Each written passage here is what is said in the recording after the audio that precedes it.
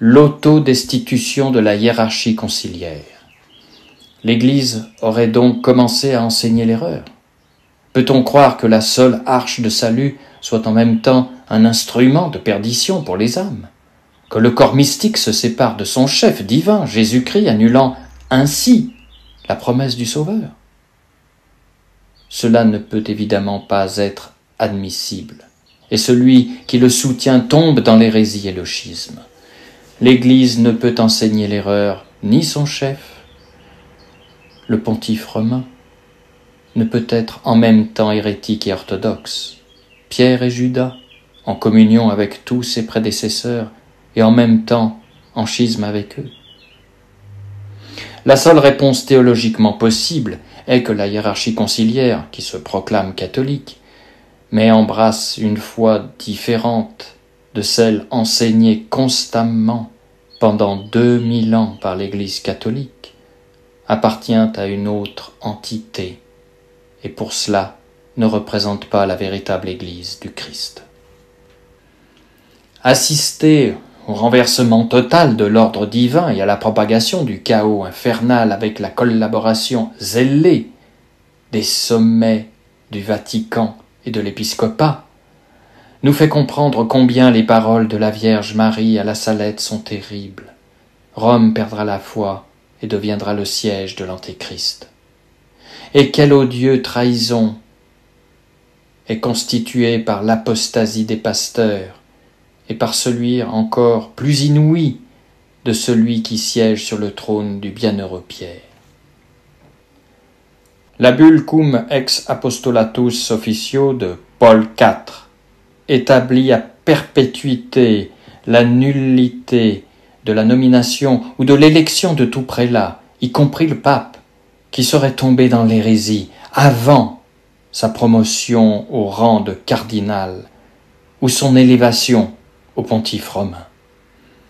Elle définit la promotion ou l'élévation nulle, irrita et inanis, c'est-à-dire nulle, non valide et sans aucune valeur. Citation, même si elle est survenue avec l'accord et le consentement unanime de tous les cardinaux.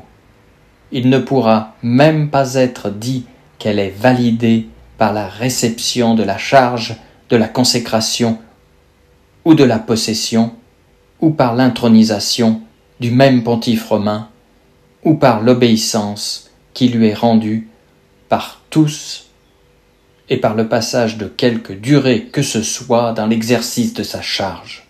Paul IV ajoute que tous les actes accomplis par cette personne sont également à considérer comme nuls et que ses sujets, tant clercs que laïcs, sont libérés à l'obéissance envers elle, restant néanmoins de la part de ces mêmes personnes soumises l'obligation de fidélité et d'obéissance à rendre aux futurs évêques, archevêques, patriarches, primats, cardinaux et pontifes romains canoniquement succédants.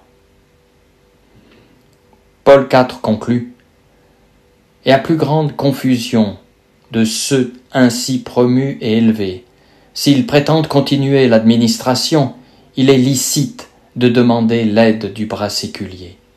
Et ceux qui se soustraient à la fidélité et à l'obéissance envers ceux qui auraient été promus et élevés de la manière déjà dite, ne seront soumis à aucune de ces censures et punitions infligées à ceux qui voudraient diviser la tunique du Seigneur. » Fin de citation.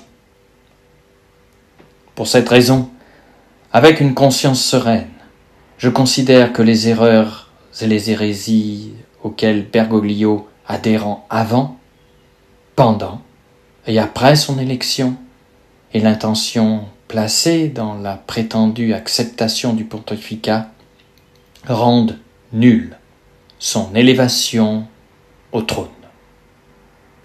Je rejette avec force l'accusation d'avoir déchiré la tunique sans couture du Sauveur et de m'être soustrait à l'autorité suprême du vicaire du Christ pour me séparer de la communion ecclésiale avec Jorge Mario Bergoglio.